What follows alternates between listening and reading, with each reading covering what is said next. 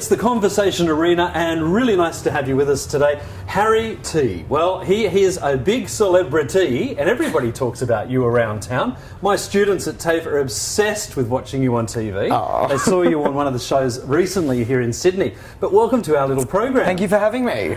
You're a medium, and Yes. you got into this, well, at a very young age. From the age of 3, you started having all these different experiences, and by Yes. the age of 8, other things start to happen. Can you tell us, as young as 3, what sort of things were happening? You know, you've done your research. Well, for me, growing up, like you said, when I was around 3 years old, Yeah. I could see spirits, I felt in touch with angels, I knew things about people that I couldn't possibly know as a young child.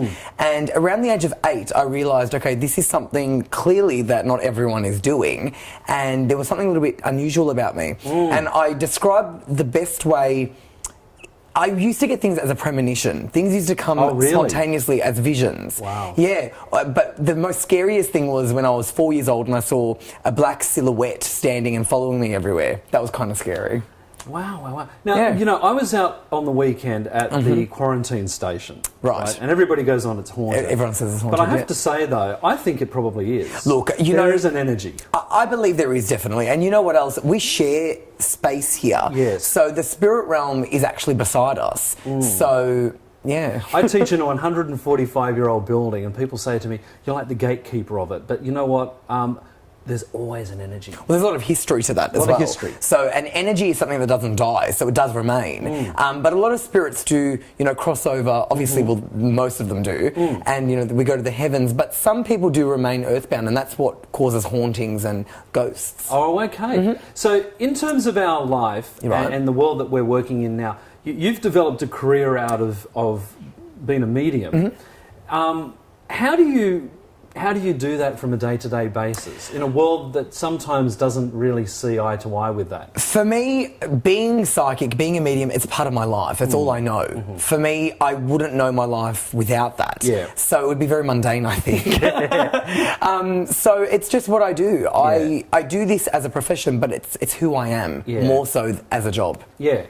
And people, of course, want hope, and they want all those types of things. What happens when you talk to someone and you talk about someone that they know who's passed over? Why would they be talking to them? Why does the person on the other side want to feel that A lot energy? of people who are still living need closure or need some message of love, hope, faith, whatever that may be, because the world that we live in is quite... Final. Yeah, it's a little bit too dull, I think. And a lot of people do miss a lot of people who have passed. Of course, it's natural. And I think our loved ones who pass over, they know that. And they know that there's still a message for the family. And if you can love someone while they're living, why can't you love someone while they're passed? I mean, my doctor, I spoke to him about it once, and he thinks it's a transfer of energy. Well, When you watch someone pass away, that's not all there is. no, There's something, there's we gotta are be a something spirit. else. So Yeah. we're inhabiting this body. This is like a carcass, really. And we're a soul. And when we do pass over, our physical self expires, but our soul, it goes on. So does death scare you? Not at all. No? Not at all. You know what scares me? The news. Yeah, I That's find what the news scares me. quite depressing. Death to me is a part of life. It's a new journey. It's a new beginning in many ways. And I don't see it as a negative at all. So for people watching today and they're sitting there at home going, well, this all sounds great, but my life is pretty shit. Right? What advice do you have to them? Because, you know, some people will get this thing in their head, I've got to run off, and they'll not go see one psychic, they'll go see 3, 4, I call 5. them psychic junkies. Junkies, yeah. And they're getting a lot of information, sometimes not necessarily good, but what advice do you have to people? Well, what I can say is we actually preview our lives before we are born into this lifetime. So everything that is happening to us, we actually chose to happen. So if your life is kind of... But it's true, you know. My life's full of drama. Then you chose that. I chose drama. Oh No, my but the God. truth of it is, we preview our lives like a movie before we actually are born. And if there is something that is happening, it's happening because we need to experience that to evolve and on our soul journey to grow. Nothing in our life is ever out of order, and we can always overcome any difficulty that we face with because we chose it. That's fascinating. You know, when I was 19, my brother and I had a very bad car accident in the country, and I remember I severed my main artery to my brain and my right ear, and I'm lying on the side of the road outside of Mudgee. And my brother, it happened like that. And a week before, I had done a first aid course, and it was more or less the exact same accident, right? see. So he pulls me out of the car. I told him to wrap this towel around my head. And the interesting thing was he had to run off and get help, and I sort of said to him, you know, it's really interesting. If I die, I'm in no pain. Mm-hmm. Anyway, I said to him, but you know, it's almost like, I can't explain, it's almost like a transfer of energy. Like I was a scaredy cat, never broke my arm, never, you know, all that stuff. And here I am lying on the side of the road confronted with all this death stuff. Pretty much a near-death experience in some way, yeah. And the next day my brother in hospital said, Pop was standing there on the opposite side of the road watching it. See. And I thought, oh, that's interesting. But it wasn't my time to go. No, definitely not. We actually have different death dates in our life based on what we have experienced and what we have learnt. Really? So we never have one death date. And that, for example, was a probable death date. It was a wake-up date. Right? But it was something that needed to maybe shake you up in some way. Change the whole way I thought about life. Absolutely. But that's why sometimes a negative can really result into a positive. A positive. So what I can say to most people is, when you're in your biggest crisis, say thank you, because there is always a greater sense of joy that will come out of that. There's a gift somewhere. There is a gift somewhere, absolutely. Whether that's through learning, whether that's through growth, whether that's through helping another person, there is always a positive that you can take from a negative. So spirituality. Now the Italians, you know, I'm a Catholic. We're all into going to church, but the Italians also love the psychic world. Yes, and lots of famous inventors in the past loved the psychic world, like Marconi and Ernest Fisk. They were working on things to contact the dead back in the 30s and 40s because they knew they could. Because they had that insight, I suppose. So you know, it's been around a long time. Absolutely. So.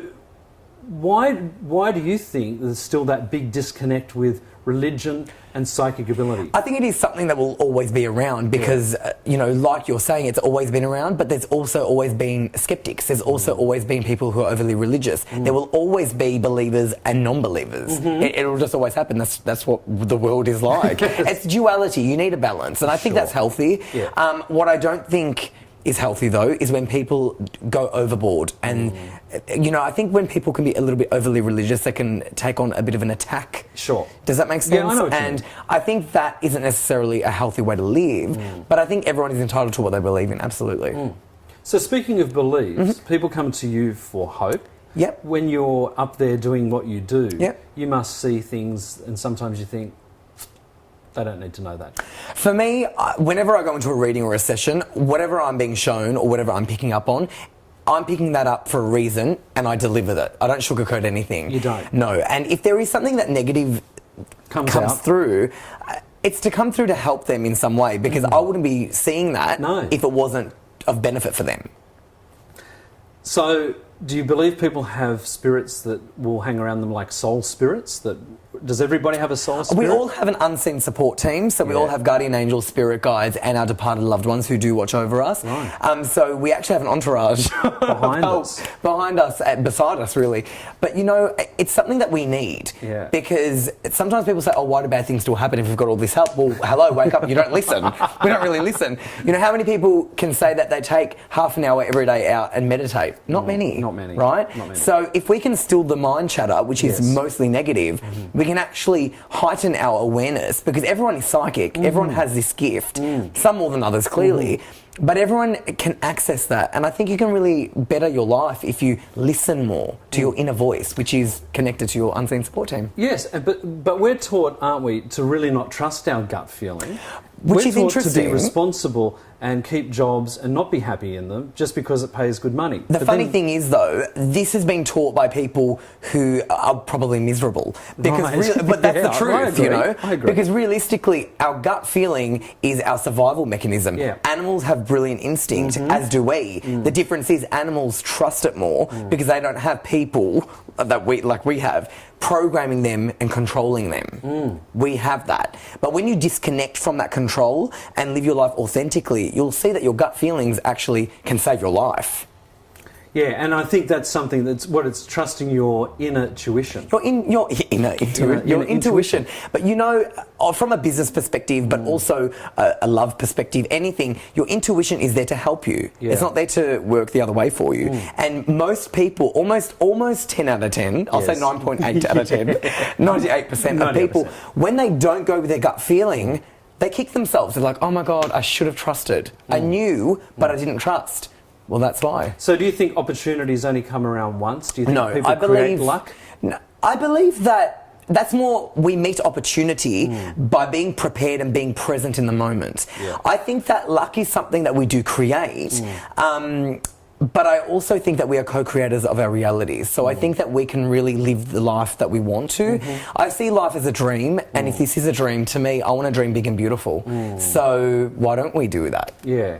Fantastic advice there. Well, Harry T joining us on the couch here at the Conversation Arena. Of course, you know, from early childhood to doing all the wonderful things that you do, and people can get in contact with you. What's the best way to do that? The best website would be go to my website, harrytspiritualmedium.com, or just Google Harry T. I think I come up. Yeah, you do. I tried it today, and so did Deborah and Andrew and everyone else working here. So there you go. Harry T joining us on the couch at the Conversation Arena. Thanks, Harry. Thank you so much.